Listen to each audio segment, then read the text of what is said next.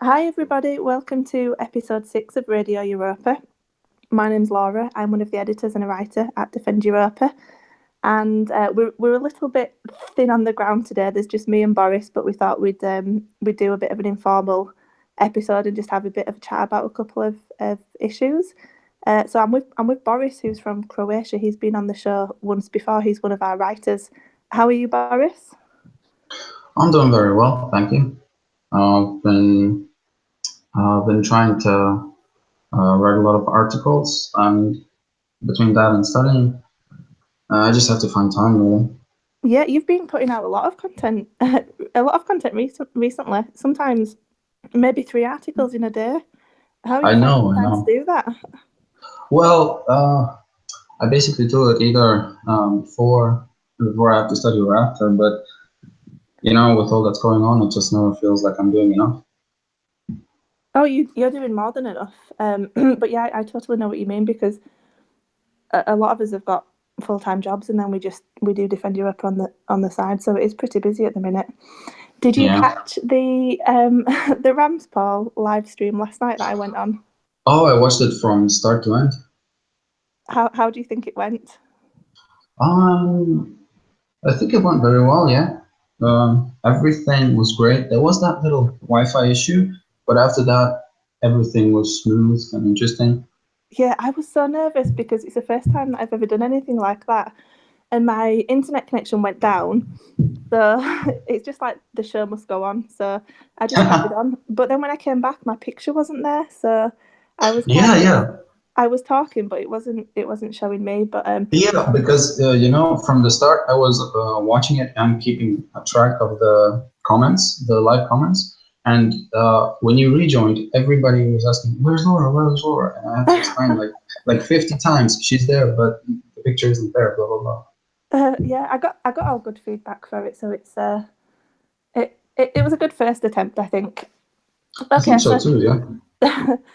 so today we're gonna keep this short, and we're just gonna talk for about 30 minutes, just very informal.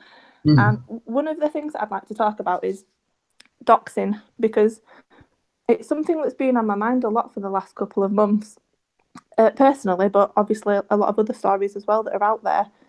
Right. So I have a group of people that I kind of know from in real life that hate me for some reason. I think it's because I'm a far right fascist neo-Nazi. Oh boy. They keep putting my full name on social media, which is obviously dangerous because people can, find out information about me.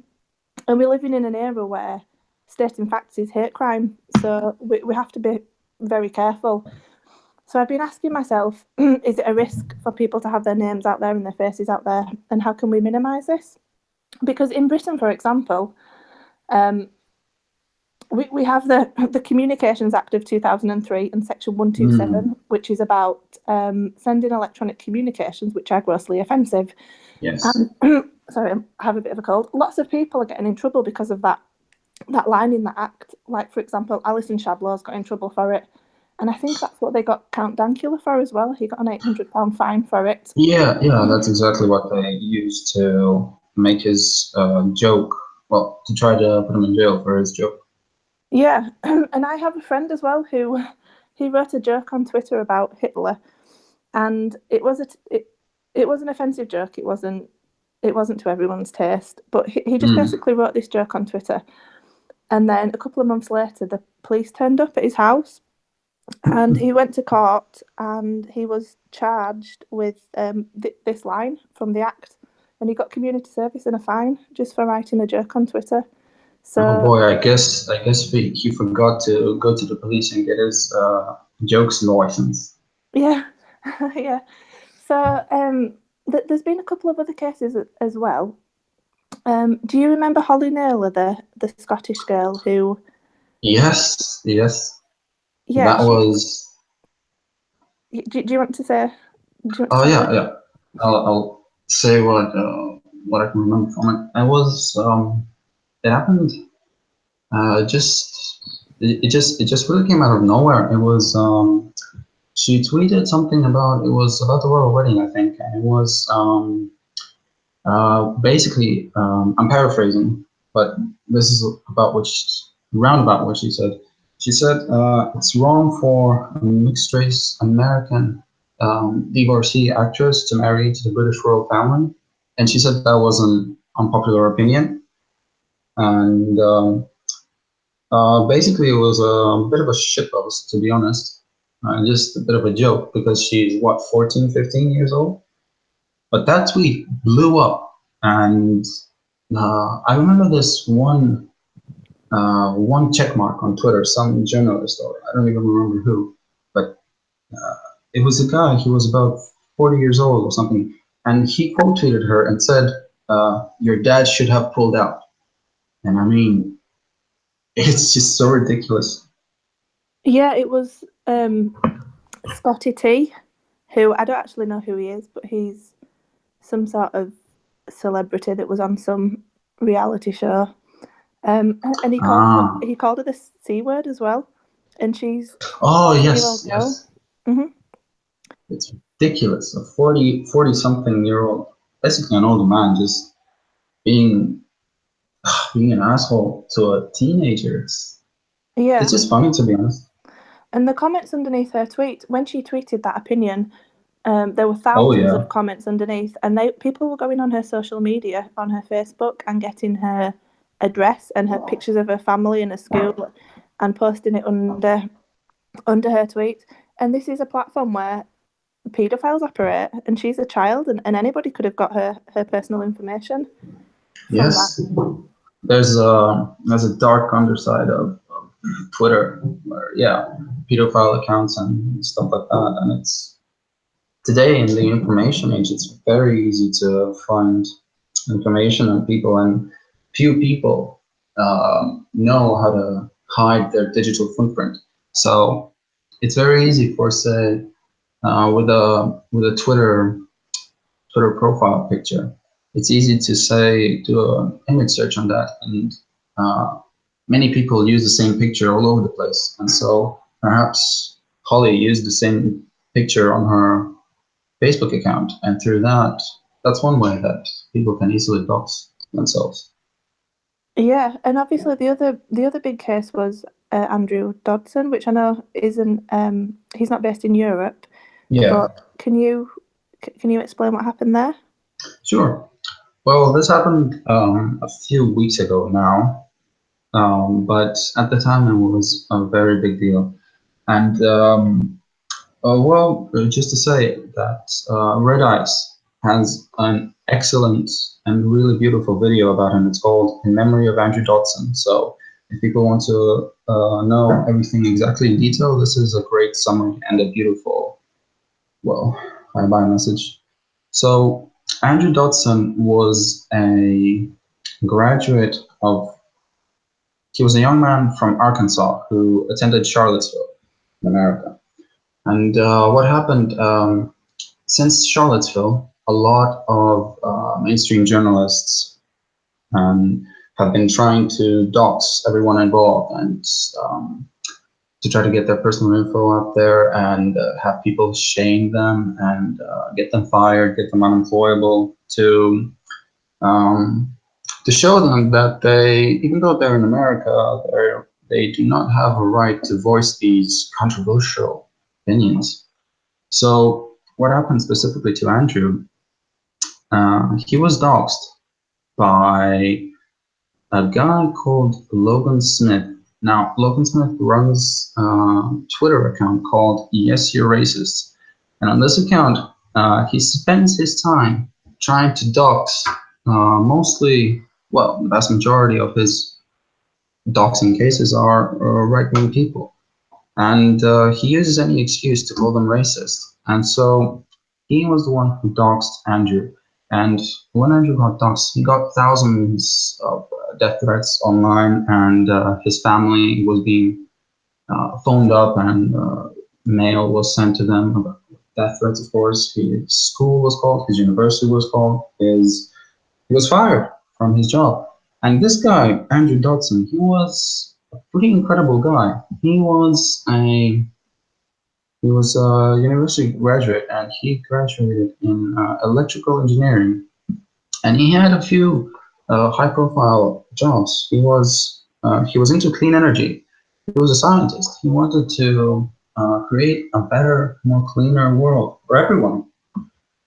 He was also a Christian. There's a great clip of him out there in during the whole Charlottesville thing where he gets maced in the face, right in the eyes, and after people around him help him out with that and get it out of his eyes. It's all on camera. He shouts at the opposition, at Antifa, and he says, "I forgive you. I love you." Exactly what a Christian would do.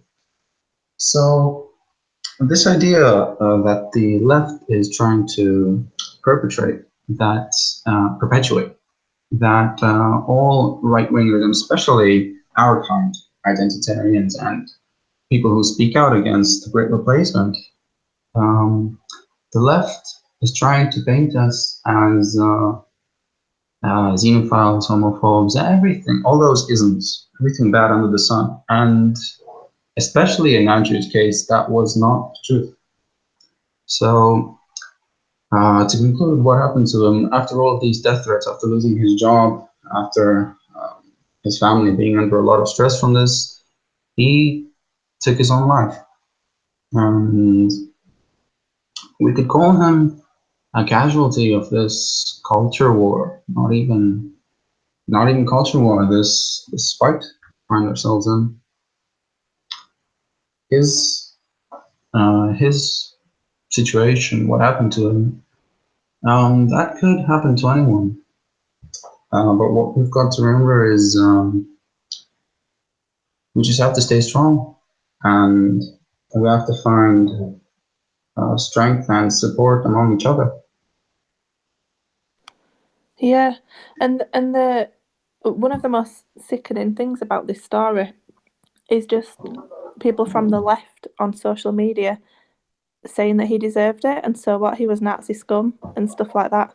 Oh, exactly. It was disgusting. It was Antifa, leftist scum of the earth, just saying the most vile things about him, but not even respecting the guy when he died. It's really they are horrible people. And we do live in an age where we're made out to be evil for just for stating facts and for defending ourselves. Exactly. And I mean, another example is, it's not as nowhere near as serious as Andrew Dodson, but I've had a few friends suspended from Twitter for stating facts about Muslim grooming gangs in Britain. Oh, exactly. And here I've got a great example here. There was this account called Hate Graphs or Hate Facts. I think it was Hate Graphs. And the guy in the bio, he says, "Can I get banned for posting graphs? Let's find out." And wouldn't you know, about a few weeks ago, I think 1 month ago, that account got banned. And all he did was putting graphs online. Graphs about IQ, graphs about violence tendencies, police statistics, crime statistics, and he got banned just for that. So yeah, I mean, people hate us just for stating facts. I mean, Millennial Wars is a friend of mine, and he was suspended from Twitter for. In fact, let me read out his tweet. He said, right. "No, the ONS does not disagree with me. Pakistani Muslims are many times more likely to rape than white men are, and every government is importing black and brown people. Wake the F up." Now, that's true. Pakistani Muslim men are many more likely to rape than white men. So in Britain, for example, 84% of grooming gang convictions are Asian men, and Asians make up 6% of the population. And let me just say one thing here. It's funny how the media, how basically the left has used this term grooming gangs. When you say grooming gangs, it doesn't sound nearly as bad as it actually is.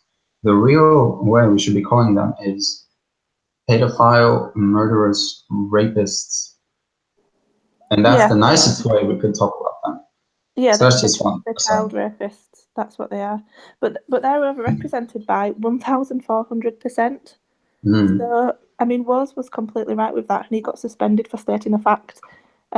Scott Anthony, another friend of mine, that's why he was suspended from Twitter, and I think that's why Tommy Robinson was suspended from Twitter for stating that fact.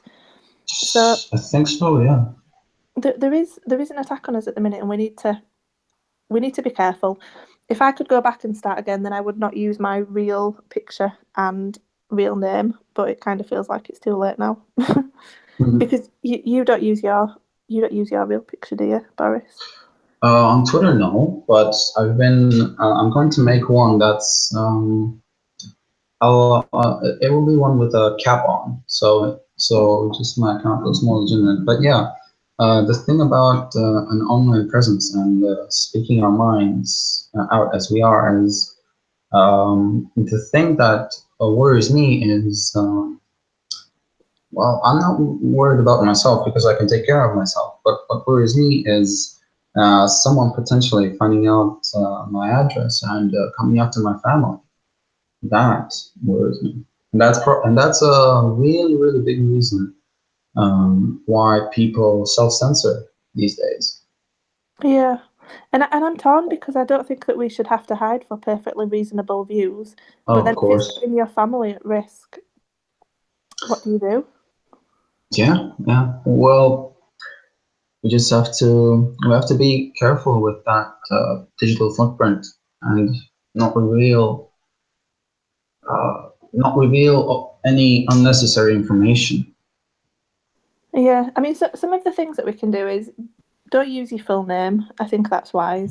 Yeah, of course. Maybe don't use your real picture, or if you do use your real picture, don't have the same picture, on all your social media accounts so that people can find you. You can be careful with your location as well, because sometimes when you tweet, it can say your location underneath Yeah, the tweet. exactly. And also, one thing that I do is if I'm somewhere, say if I take a picture in the park, I don't post that picture until I've left that area. Just in case somebody's nearby and they can turn up. Right. And also, I've deleted all of my social media, including I deleted my Facebook and LinkedIn accounts so that nobody can target my family. And I'm also really careful about giving out too much personal information, whether that's in an article or on a podcast episode or on Twitter. So people know that I live in Yorkshire, but I would never say like the street that I live on or, give too much information like that out. Do you use a VPN?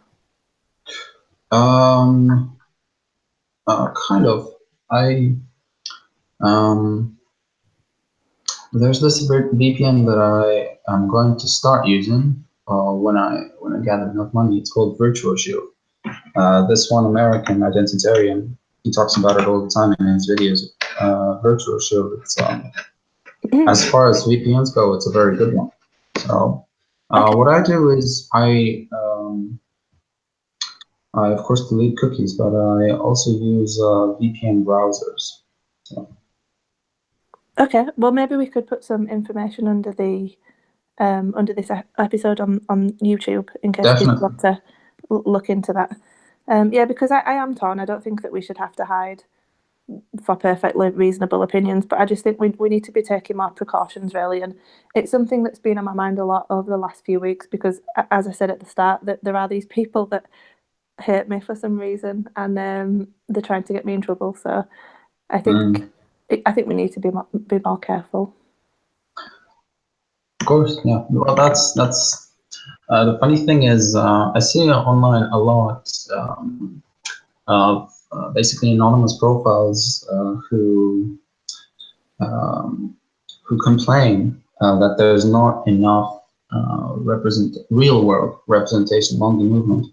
This is one reason why, and we're trying to find a way that we can represent ourselves, but that keeps our families and loved ones safe. Yeah. And they don't understand. They always say, why do you right-wingers always cover your faces? And it's like, because you've got the entire establishment on your side. We don't. Exactly. We can get suspended from something just for saying a swear word in a tweet. Okay. Sorry, go on. I was just going to say, is there anything else that you want to add to that topic? Yeah. Well, just one last thing. All this talk of keeping ourselves safe. We do also, of course, need people who do post their full names and pictures and everything online. It's just that we should appreciate, I think, those people more because uh, they are putting themselves at risk and they're doing so that less of us have to. So just some gratitude wouldn't be remiss. Yeah, and also when people do have their real identities out there, I don't think we should be forcing them to talk about discussions, that would be dangerous for them to mention. Oh, of course, unnecessarily talking about the really, shall we say, extremist stuff. That there's no reason for that. Yeah. I think that's the end of that. So we're just going to spend maybe 10 minutes or so talking about this story which I found in Britain, which took place 4 days ago, and basically a female CEO was attacked by an Asian man on the tube in London, and she said that she'd been travelling to a business meeting, and a tall man with South Asian descent boarded the train in London, and he started to scream at her. And she said he was screaming and shouting at me and saying things like, "I am going to effing kick you." And then he did actually kick me. It was intimidating. He was a big guy, and I am only size 8. Now, this woman has gone to the media with this story, but not because she's disgusted at this Asian man attacking her. She said that she doesn't blame him at all because he's clearly unwell. Her problem is with the middle-class white men that were sat in the carriage with her that didn't help her. She's more angry at them. She's not at the guy that attacked her. I mean, what do you think of that, Boris? Well, in this case, well, we have to remember that she is the fashion CEO. So if we look at fashion, if we look at the latest trends that are being promoted, we see that these people who are at the cutting edge of fashion, but not even there, basically most of the fashion industry, they're not really traditional right-wing people. Most of them are leftists. And this woman, especially with her comments and the way she framed the story, to me suggests that she's on the other side of the spectrum. So it's interesting that she would blame the two white guys. And here she said, because I've read a few articles about this, and where I found her mentioning the guy who attacked her, where she mentioned his ethnicity, or at least his descent, Southeast Asian, was only here in Daily Mails. And in other articles, it says just a 6-foot man. Yeah, I just think that this is just a classic example of a brainwashed liberal, and I reckon that she probably reads the BBC and the Guardian. Oh, of course. They probably tell her that every time a Muslim blows up 22 children at a pop concert, it's because he's mentally unwell. So that's why. Oh no, it's not because he was mentally unwell. It's because of the racism of the British people or European people. Yeah. We were racist. We were so racist, in fact, that his life was so bad that he killed 22 of us. Yeah, that makes sense. Yeah, it's that, or is they're just mentally ill lone wolves. Yeah. At the same time, we're being taught that straight white men are just disgusting recipients of white privilege, and the patriarchy must be crushed. Oh, exactly. I mean, the worst thing today, in this day and age, the worst thing you can be is a straight white Christian male. That is, we are almost like a persecuted minority, to be honest. Yeah, and I'm not surprised that she does think like that, because she's just regurgitating what the mainstream media are telling her. But I just can't make excuses for people like that. I just want to shake them and say, wake up. As do we all. Did you see there was a young girl, I can't remember which country it was, but she was raped and murdered by a refugee, and then her dad. Which one? Oh, I think was it in Germany? I think so. And then did he start a charity or donate some money? Oh yeah, I know charity? the story. I know the story well. It was her name was Maria Laudenberger. She was a German teen. I think she was 16 or 17. If you don't mind, I can say the whole story. Yeah, go for it. Okay, so I do not remember the name of the guy, but he was Middle Eastern, and he was much older. He was 20 something. And the first time that the police caught him, he claimed he was 18 years old or something. He claimed he was a child, but like months later, they found out his real age is 20 something. So that's one thing. The other thing is the excuse he gave for what he did. So what he did was he was walking in the park, or maybe he was even hiding in the bushes. But he saw Maria riding on her bike, and it was near some sort of river. And he tackled her, raped her, and then drowned her. And what he said in court is something along the lines of, she was just so beautiful that I had to have my way with her. And the most infuriating part of this disgusting incident, or not incident, this crime, was that the father of Maria, this is a proper example of Selbsthass, self-hatred in German. He's some sort of politician, a leftist prop, I think, and he forgave this disgusting individual, and he said we shouldn't hate refugees and people who do this, and something like that. I cannot remember if he started a charity or something, but he did forgive him or apologize for his behavior or something like that. I don't know. It's this particular mind virus that we Europeans have. Yeah, I'm genuinely starting to think that these people are mental, because I mean, I've been attacked on Twitter all week. My account's been on private because I said that you can only be English if your parents are English. Oh, I remember that. People were like, no, you can move to England and become English. And I'm like, no, you can't. You can get a British passport, but you can't become English. And I had about 300 of them attacking me just for saying that fact. I mean, I don't know why they like this, but I think the media plays a big part in it. And obviously the education system is failing them, because these people don't understand that you can't get an English passport. You can only get a British passport. Yes. It's crazy. But just to go back to that story with the CEO in London, London is 44.9% white British, and I've been on the tube. I've been don't start. You know that annoys me.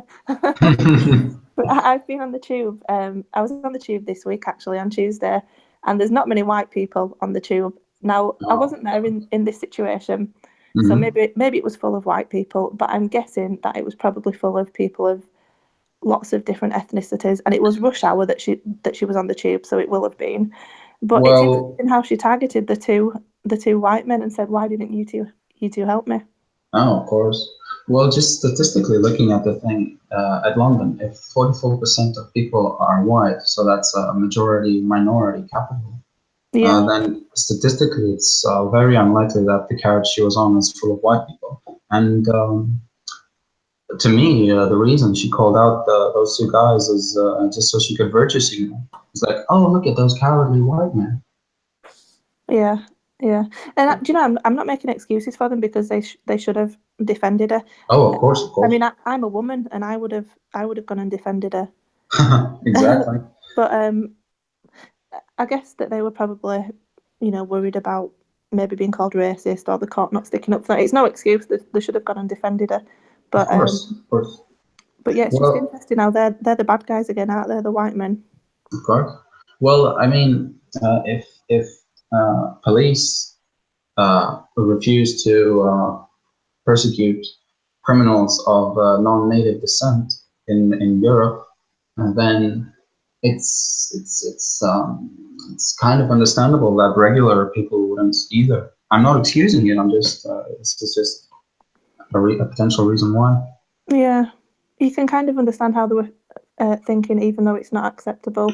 But yeah, is there anything else that you want to add to that? Well, no, just one thing. I say it all the time, but multiculturalism can't work. Diversity. Well, it's funny because ethnic diversity brings conflict anywhere, and racial diversity is even worse. So this idea that diversity is our greatest strength, it's pathological. It's insane. Yeah. We need to deport Jamal. Exactly. Cool. Okay, well, I think we'll wrap it up. I just wanted, it's been 3 weeks since we put an episode out, so I just thought we could have a bit of a chat and just get some content out there and talk about a couple of subjects that are in my mind this week. But yeah, thank you for listening, if you listened, and we will be back next weekend with a proper episode with William hosting, and I guess Alex will probably be with us as well next week. But yeah, give us a subscribe and a thumbs up, and yeah, we'll see you over on Twitter. Thanks, everyone. Bye-bye. Bye, guys.